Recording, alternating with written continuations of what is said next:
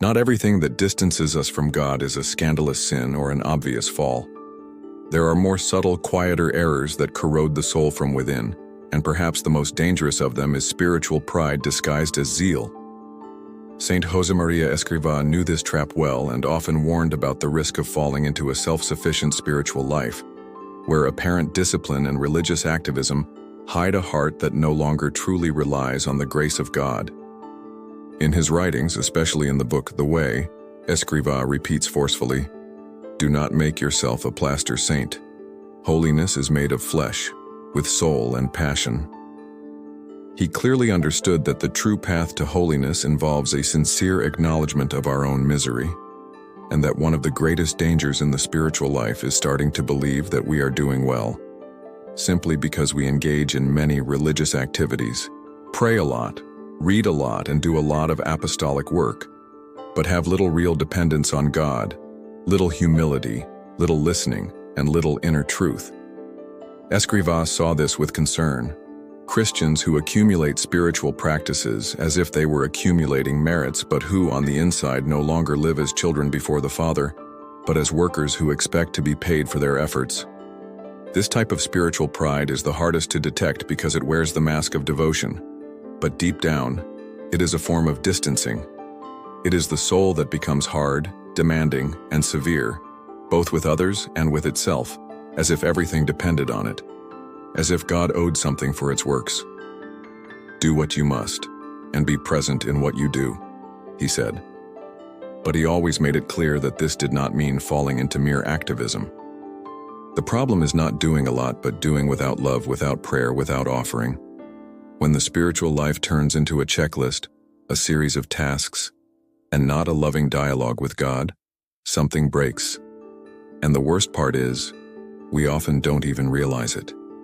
We keep acting in God's name but no longer allow Him to act within us. We become masters of the mission, not servants. Saint Josemaría insisted that the root of this error lies in a false image of perfection, an ideal of holiness where there is no room for failure, for limits, for pain, for weakness. But he reminded us that authentic holiness passes through truth, and the truth is that we are made of clay, that we are dependent, that we need to be saved every day. When we forget this, we start to build a spiritual persona that is more beautiful than real. We avoid showing our fragility, hide our falls, and mask our souls. This spiritual error is subtle because it does not come from malice but from fear. The fear of being seen as weak, the fear of disappointing, the fear of losing control. And that's why we so easily become people who do everything right on the outside but have lost joy, tenderness, and lightness. Escrivá used to say that a Christian must have the soul of a child and the courage of a giant. The childlike soul is one that surrenders, that is not ashamed to need, that cries without fear of appearing weak. Without this, the spiritual life becomes mere performance, and God does not manifest in characters, but in real people. For Escrivá, humility was the antidote to this evil. Not humility as a feeling of inferiority, but as truth. Knowing who we are before God, knowing that all the good we have is grace, knowing that all our weaknesses can also be redeemed. Humility frees the soul from the weight of perfection, from the need to always be right, to never fail, to always keep everything under control. Humility is the gateway to true intimacy with God because He reveals Himself to the little ones. Another trap that Saint Josemaría fought against was the attachment to results. Often, we want our spiritual life to produce visible, measurable fruits. We want to see conversions, miracles, recognition. And when that doesn't happen, we become frustrated. But Escrivá taught, the success of the soul is not in results but in faithfulness. Being faithful when everything is going well is easy. The real test is to keep serving when nothing changes, when everything seems silent. That is when faith is purified. Be souls of prayer and work, he said, because it is in the hidden moments that we reveal who we truly are.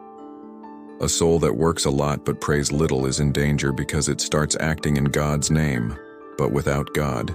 And the risk is that, on the outside, everything seems fine, but on the inside, the soul begins to dry up. The first thing to die is sweetness. Then comes impatience, judgment, indifference, and finally, exhaustion. This inner fatigue is one of the signs that something has gone off track. Escrivá used to say that a soul united to God may grow physically tired, but never spiritually, because love renews itself, and the presence of God is refreshing. But when we distance ourselves from grace, even while doing church work, everything becomes heavy, everything tires, everything irritates. That's why he would advise, return to the essentials, return to the heart, return to the first love. Saint Josemaría Escrivá was a man of action, yes, but never of agitation. He knew that the true work is the one done in dependence on God and taught firmly. Leave everything in God's hands, then take up the plow with determination, and do not look back. In other words, trust and work, but never work as if everything depended only on you, because sooner or later, that will exhaust you. The spiritual error that distances the soul from God without it realizing it is this: doing a lot, praying little, acting a lot, listening little, appearing a lot, silencing little. It is an excess of externality and a lack of interiority. And this is dangerous because it often goes unnoticed until one day the soul looks within and finds itself empty. On the outside, everything is in order. On the inside, a desert. But God is not scandalized by this emptiness. He simply waits for us to return, to stop, to breathe, to weep, to open our hearts once more, to confess, Lord, I have lost myself. I have lost you. Begin in me again what I tried to do alone. And he does begin again because it is not our performance that sustains faith. It is grace. Escrivá's great teaching is this: holiness is walking with God, not toward God. It is being with him in the small things, in routines and weaknesses. It is doing the best we can with love and leaving the rest to him. It is having the courage to be small, because it is in the small that God does great things. If you feel spiritually exhausted, even while doing everything right, maybe this is the moment of conversion. It is not about doing more. Maybe it is time to do less, but with more love. Less tasks, more prayer. Less control, more surrender.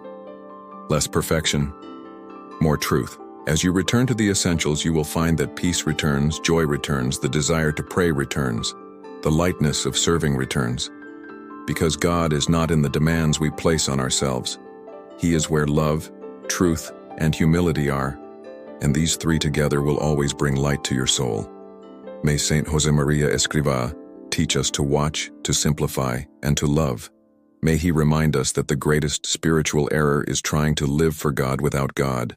May grace be enough for us, and may faith become a place of rest, not a burden.